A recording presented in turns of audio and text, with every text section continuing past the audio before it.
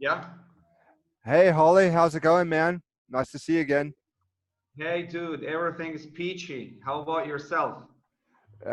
Everything's likewise. Okay, cool. You really like the C1 conversation questions, don't you? Yeah, that would be great. B2C1.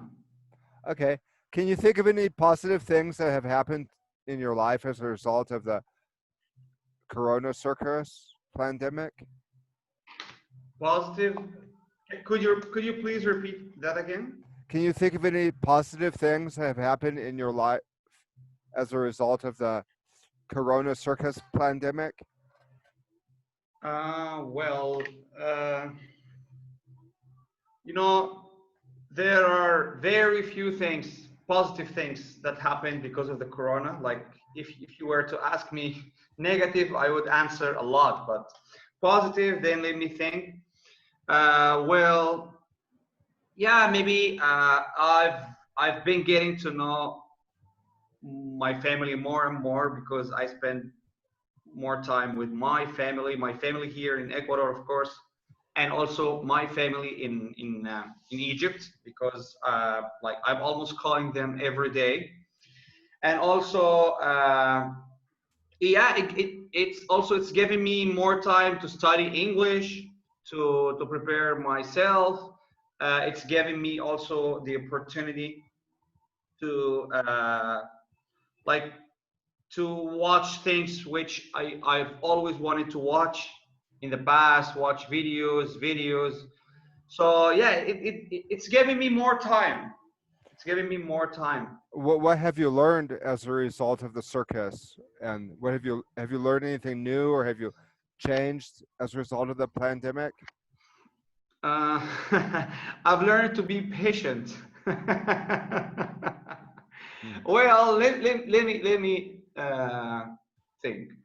Well, yeah, I also I've learned that everything has both sides, positive and negative. Like for example, when I launched the academy, uh, I was gaining money, earning money, and everything was positive. Even I was losing some things, but they were not like uh, too strong for me. So I was always positive. But in this year, I learned that the business could be positive and negative. You have to just take risks and be patient, and also you have to change all these weak points into strong points. And also you have to think more Yeah, and think out of the box. they say in the U.S. Well, I've heard it said that when you start a business, you better have enough money for 3 years because you got to figure you're going to be losing money your first couple years. And boy, has that Ah. ever proven true. I think that's true, buddy. You know, to be honest, like I still haven't earned the money that I want from both academies, especially from Guayaquil here. Like in Machala, I suffered the first 2 years, totally suffered, like 100%. I didn't even have money for food, and then after that, things went well a little bit. But here in Guayaquil, everything is negative. I don't know why. Maybe, as you said, the first year is like that. We are in the first year.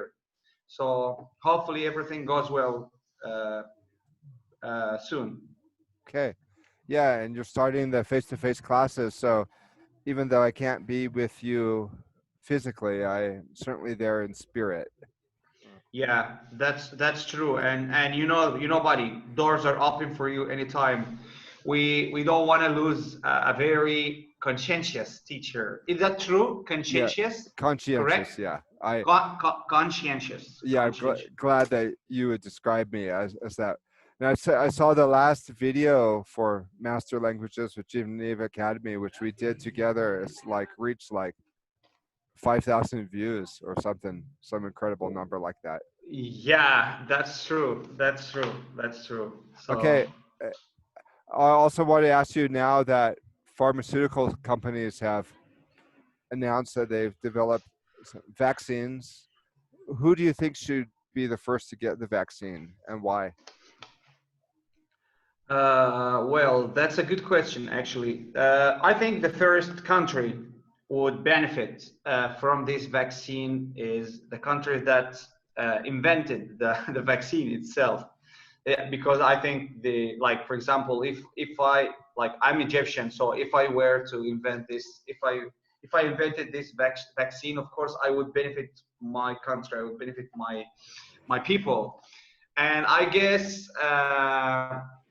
Like the countries would also afford its price, because at the beginning, everything at the beginning is expensive. So yeah, I think like poor people like Ecuador, or developing, let's say developing people, countries like Ecuador, like Egypt, I think they should wait for their turn. But by that logic, the first people that should receive it should be the people that work at the pharmaceutical companies. Yeah, that's true. Although, if they know what is in the witch's brew, they're probably less likely to take it. You know, Yeah. uh, I remember that you've seen the witch's brew. You know, when the witches have a cauldron and they throw all this stuff in it. That's called the witch's brew. The witch's brew. Yeah. So, who do you think should be the last people to get the vaccine? The last people. Yeah, as I said, it's all about money. So the very poor country will be the last, and also that depends on. I think that depends on also how many patients do you have, or how many infected people do you have. Like, I think they are going also to help poor countries which are totally affected by coronavirus. I guess like Africa, like South Africa, uh, like there are lots of poor countries in these parts. You know, we read over all over the headlines like this many cases there, 20,000 new cases of coronavirus here, there, everywhere. But it might be surprising for a lot of people to know that this concept of what constitutes an infection is actually really much more fluid concept than actually is presented by the media. Okay, Uh, okay, Especially when you start looking at the details of like the RT-PCR test. yeah. There's a friend of mine actually from Bilkabamba, an American woman, sent me just this morning a video about a court case in Germany where a doctor is actually suing YouTube and Facebook for um, because they for the fact checkers, because he is a doctor and he's come out saying that PCR isn't reliable, but then everybody that linked to his articles got censored because the little fact checker thing came up, and so now he's actually taking them to court in Germany, saying that if the big tech companies uh,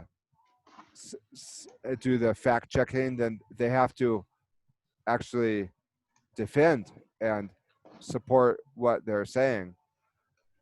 So I don't know if anything will come to this of this court case, but there's a lot of doctors who are questioning the reliability of the PCR test. They say it's like taking a photograph and making it the size of a skyscraper, uh, but they're Yeah. doing it with molecules. So it's a manufacturing technique to be able to blow up molecules to the point where you can actually look at them. But the thing is, the larger you make the molecules, also you're amplifying the distortion. And a lot of things can appear that aren't really there.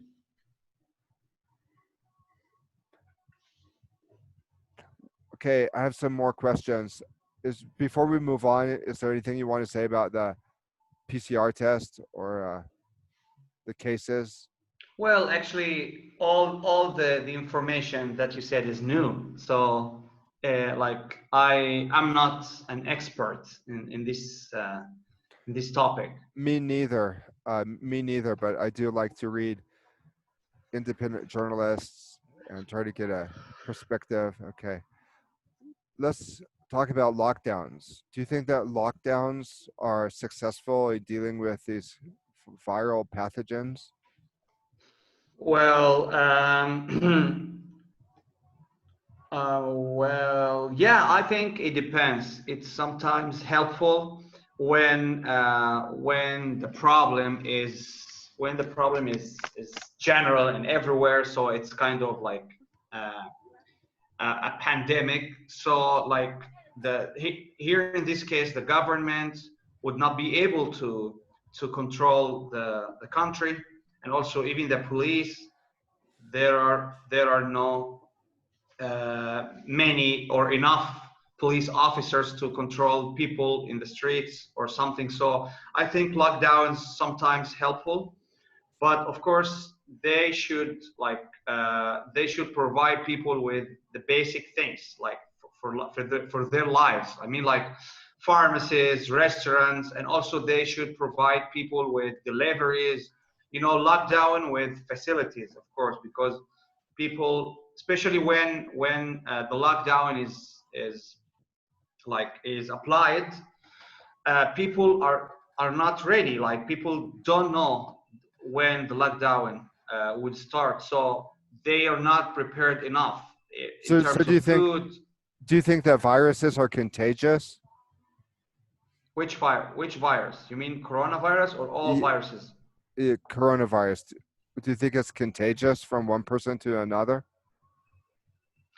Wow, I don't know, buddy, but most of the viruses are contagious, and as long as they say it's contagious, then it is. But the question here is, like, in what ways, is the virus contagious? Yeah, so it's contagious, but by air, or because some people says that it flies, and then after, or scientists said before say that it flies. Then after that, they said, no, no, no, it never flies, but it still, like, it sticks on things like the sofa or the chairs or doors for 12 hours. Then after that, they said, no, no, it dies after 6 hours. So they don't know exactly, or they are not sure in what ways does the virus transfer from one person to another. So we don't know yet what ways. But like, for example, I know lots of people, buddy, in Egypt. They are famous football player. I always read the news and watch the football news, as you already know. So they say like, wow, this football player was at home for 2 weeks enclosed because he wants to play this match. He doesn't want to get infected. And finally, he is infected.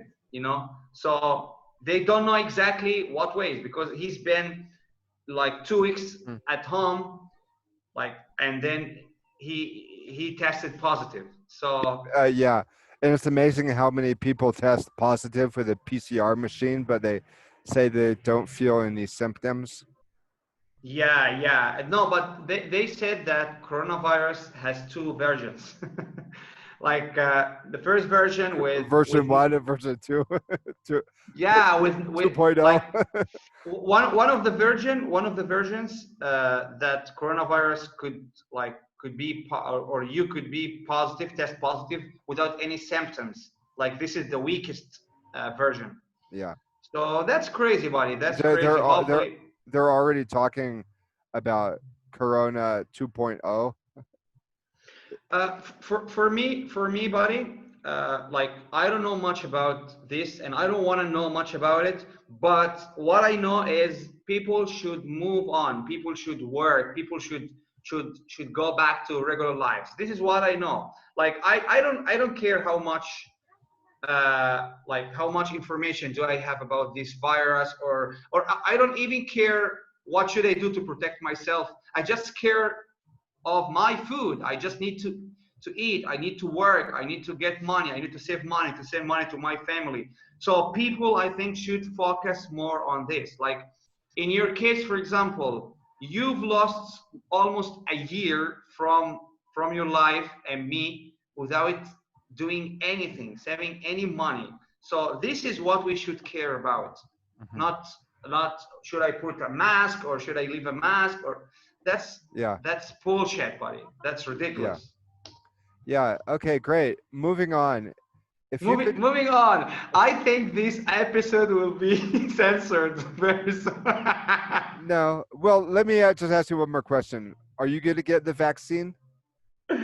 Wow, buddy, move away from this topic. Okay. Okay, let's talk about culture. Uh actually, actually, it's a very interesting topic and it's a very interesting conversation. I enjoy it, but we don't yeah, know. too We much. don't know with Too too much of much information. overstimulation. What do you think what are some things that define a culture?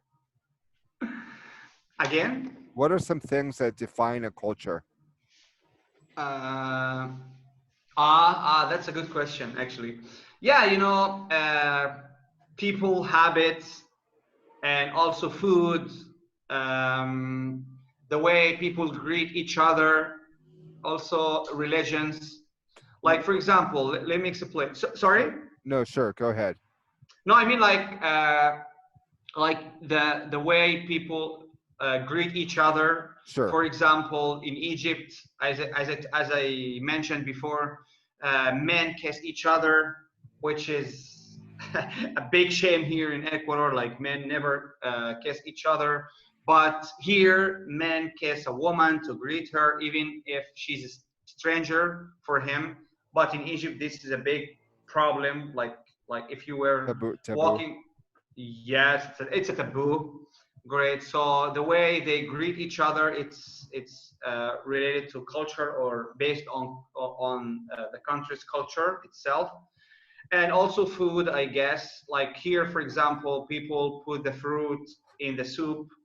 Sometimes some kinds of fruit in the soup. In Egypt, it's very disgusting. Like Like the I bananas they put in this. yeah, I didn't used to eat fruits in the soup like bananas, but it was very disgusting for me. But when I came here to Ecuador, now I'm used to eating this, so it's different. So I, different I cultures. I don't think I'll ever get used to eating bananas in any form, not in soup or in any form. I don't Uh like huh. I Uh don't like huh. bananas. Okay, Yeah. what do you think is interesting about your culture? What What do you think is interesting about your culture? about my culture here in Ecuador or my original one? Your original one. Okay, about my culture. Wait, let me greet Carla. Just one moment. Give me a moment. Let me Can pause. you can yeah. Let me pause it. So we were talking about culture. What are some interesting things about your culture, Egyptian culture? Mm, well, yeah, as I said, men kiss each other Hmm. as a way of greetings.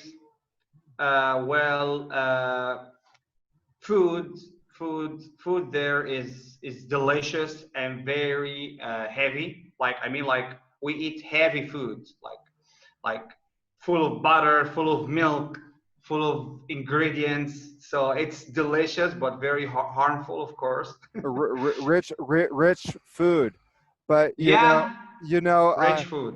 uh, I'm a I'm a follower of the Weston Price Foundation, and if you go to the Weston Price Foundation website, they talk about how butter and cream and all that fatty food is actually good for you. So there's kind of two philosophies about fat. Some people think that eating a low fat diet means that you're eating a healthier diet, but what people like Sally Fullen at the Weston Price tradition, they encourage people to eat a nourishing traditions diet, and they make the distinction between natural fat, animal fat, saturated fat, and artificial fats. So even though artificial fats can appear lower in terms of the fat, it's a type of fat that sticks to the inside. Margarine versus butter. So there's kind of like two philosophies. So not everybody feels that creamy food or rich food is bad for you. Yeah, yeah, that's true. For me, I believe that fat is healthy. That's why I'm eating fat. Okay, great. So two You mind know, two great minds for think. me, could I say something here in this? You go ahead. Yeah, for me, I don't believe in like whether the food is useful or beneficial for the body or not. I just believe is all types of foods are useful as long as you're doing exercise and activities. Hmm. And as like the more you eat, the more you exercise and work out. So Hmm. like for example, eat whatever you want and you're gonna burn it, and that's it. But if you eat like I mean, even people who don't believe in fats and dairy food, if they eat only vegetables and these kind of things, but they don't work out, they're gonna die soon. I mean, like it's not about food; it's about how much you work out. Yeah, I This is love my way. I Like love continue. Sorry. I love vegetables, but I'm not a vegetarian. Yeah. I know. Me too. Me too. I love vegetables, but I eat also meat. I mean, my father died at early ages, like when he was in his late 40s. But because he like he hadn't done any like exercises and workout, and He should have been a swimmer. He should have been like a when he was swimmer. young, when he was in his 20s. When he was in his But twenties. my father died when he was, I think, 48. Okay. So Did that's your too early. mother ever remarry? No. Okay. In Egypt we are faithful. Just in Egypt, I mean, like Egyptian people when they come here, so they change. Okay. I want to ask you a couple more general questions, and then we'll move on to understanding a contract. But I want to ask you: do you believe that global warming is real? And if so, what should we as a world be doing about it? That depends on what global warming is. I don't actually know what global warming is. So could you please explain it to me? Then I'm going to tell you whether it's true or not. Well, it's kind of hard for me to explain because I don't really understand it. But this idea that the I guess the carbon from cars and from factories is causing the world to heat up and the temperature of the earth to rise. Hmm? Uh, Then I I don't think know. Let's change the question. Easy question. okay. Well, what do you think the world should be doing about climate change?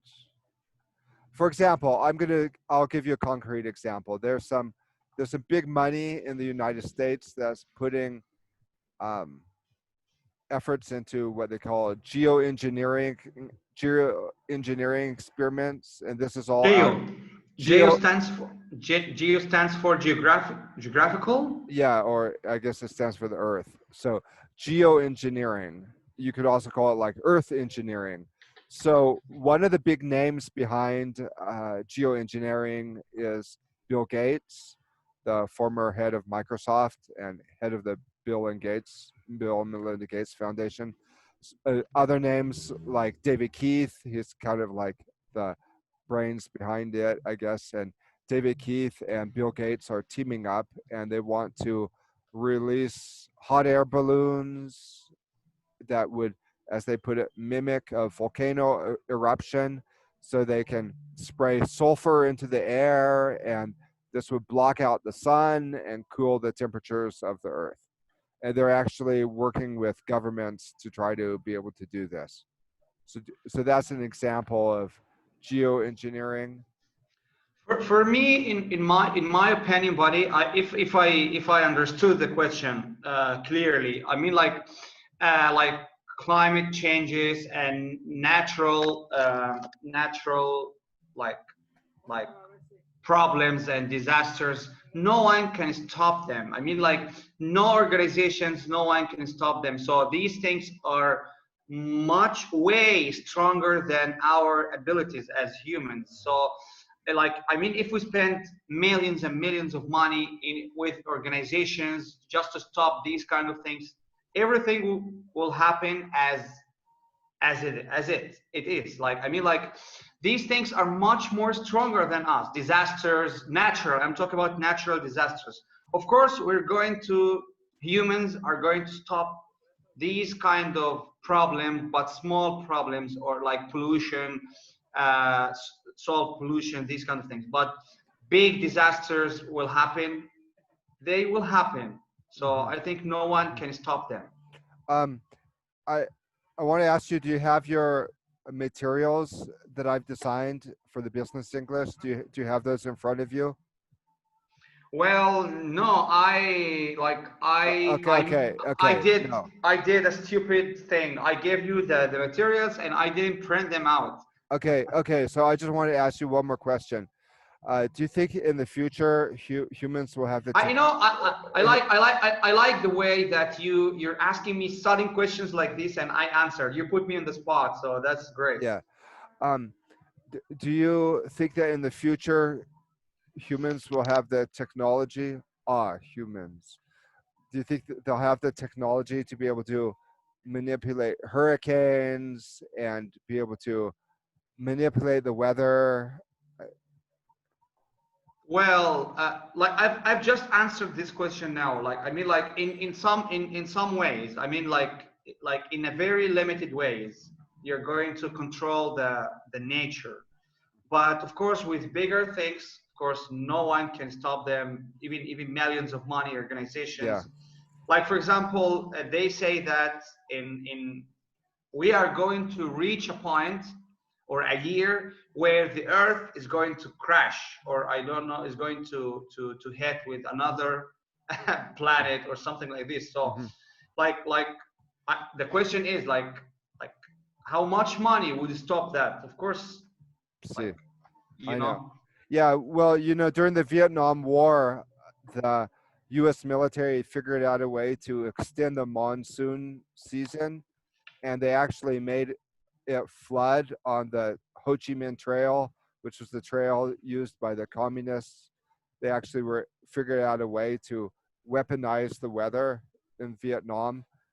And in the past, there's been a lot of government papers about the goal to control the weather. Even presidents like John Kennedy and then Lyndon Johnson, they openly talked about the desire to control the weather. And I'm thinking of this 1996 document put out by the Air Force, which uh, and they called it Vision for 2020.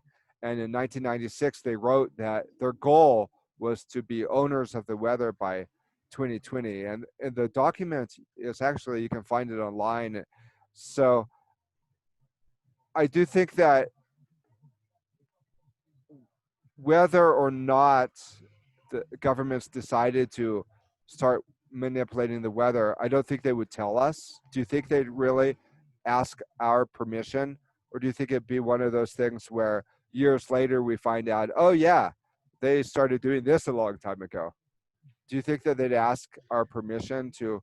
Because, like, Oxford University right now, they give degree programs on geoengineering, and you can go and you look at their syllabus, and they have all these proposals that they're teaching their graduate students about, like space mirrors and GMO trees. So I just don't Well, know why so many scientists now seem to be coming out of the closet and talking about this. And I would ask, do you really think governments would ask our permission before starting to do some of these things? well, according to the reality, no. Like, according to what's happening right now, they are doing lots of different things without people's permission. I mean, like, I don't want to mention these things because that's a taboo here on YouTube. Sure, of course. but but we should respect the laws here. We don't have to talk about, but everybody knows what's happening around the world, and everybody knows that these multi-international organizations and companies are doing and processing things without people's permission, and of course they shouldn't do that. So according to the reality, no, they are not going to take permissions, or because they are doing Mhm. that now without permission. So was that an answer? Yeah, that's a good answer. I think for YouTube, it's fine because I listen to a lot of controversial things on YouTube. Um, but you never know. There's robots out there that like to go on deleting binges. Okay, a couple more questions. If you Let me explain something to you. Because I am now more experienced than you in YouTube. Before, yes, you were. Uh, uh, the the the one that the one that uh, blocks the videos or censors the videos is not a robot. The robot is the first step. Like, for example, of course, like, there are not humans, people, normal people are watching millions and millions of videos every day. It's a robot first. This is the first step, a robot. And once the robot, let's say, recognizes the videos that need to be censored, they don't censor the videos immediately. Then they take all the videos that they think that it should be censored, and then humans see the videos again one more time. Mhm. So this is Yeah, like, I think yeah. so. Okay, thank you. Yeah. Okay, well, let me ask you a couple more questions. It doesn't sound like you have the materials in front of you, but if aliens visited your country, what might surprise them? Oh. Where did you get this question from? That's a good question. Funny question. Okay. Aliens. Am I pronouncing the word correctly? Yes, aliens. Aliens. Okay. Well, I think aliens are cleaner than us, than humans. So I think the first thing that will surprise them is how much pollution do we have on the earth, and also they are going to be astonished on like how people are arguing over trivial things, and they are even killing each others because of, like, wow, because of trivials. Trivial What things, else? yeah. Yeah, trivial things. Trivia, trivia. Yeah, trivia. Yeah. What else? Do you believe that aliens exist? Well, I don't know exactly, but I know that this world, when I say this world, I'm not talking about only the earth, I'm talking about the general world. Like, there are lots of things which exist, and lots of different things which we don't know, like, because God says, Allah says in our, this is something also, it's good to mention, to know that God says that what you know, what your brain, your mind know as a human, is just 1% of the whole world.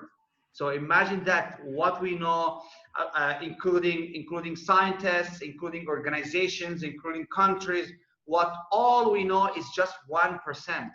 So imagine that, what's the 99%? So Hmm. of course there are lots of Yeah. different things, and this is in our Quran, like Hmm. وَمَا أُوتِيتُم مِّنَ الْعِلْمِ إِلَّا قَلِيلًا. This is a verse from the Quran called وَمَا أُوتِيتُم مِّنَ الْعِلْمِ إِلَّا قَلِيلًا. That means uh, everything you got so far as humans is very little. So But imagine that. yeah. So, have you ever seen a UFO? Sorry. Have you ever seen a UFO? UOF. No, UFO, Ah, unidentified flying object. UFO. Uh, Explain it to me. a UFO is the acronym for an unidentified flying object. Un. Unidentified flying object. No, no. Explain it more, please. Like some people see these triangle discs hovering over their cities and farms. I know people who have seen these triangle discs and they go really slow and then they disappear. I used to teach English to airplane pilots in Lima, Peru. I had to train them to be able to pass special exams that were just for airline pilots because the company I worked for had contracts with the airlines. And I would ask this question to the pilots, and about 50% of them have seen UFOs, but virtually all of them knew of someone who had seen UFOs. In fact, the Peruvian Air Force even told me that there were, or that there was an office in the Peruvian Air Force dedicated solely to investigating UFO sightings. So these pilots, that when they're up there, then they see these craft dart by them, and they sometimes they appear on the radar, sometimes they don't, but there's no real explanation. So because they can't identify them, they call them unidentified flying objects. And there's even been stories of crashes of flying saucers in the U.S. There's one in 1946 in Roswell, New Mexico. So th- this has been going on for a long time. So I don't know if you've. Some people say they don't believe in UFOs. Some people say they've seen them. So I was wondering if you had any thoughts about that. No, this is the first time I listen to this. Yeah, yeah. Okay, well, it doesn't sound like you really have your materials with you, so um, you can try to. More questions, buddy. More questions. That would be great. Okay, but uh, try to have you. What material do you have? The remember the materials I designed for our business English course. Okay, Mm-hmm. but I want to take But a 5 minute break. I want to take a 5 minute break because I need to get a drink of water. So yeah. okay, Sure, so sure. thanks. Five. Take five. Take five. See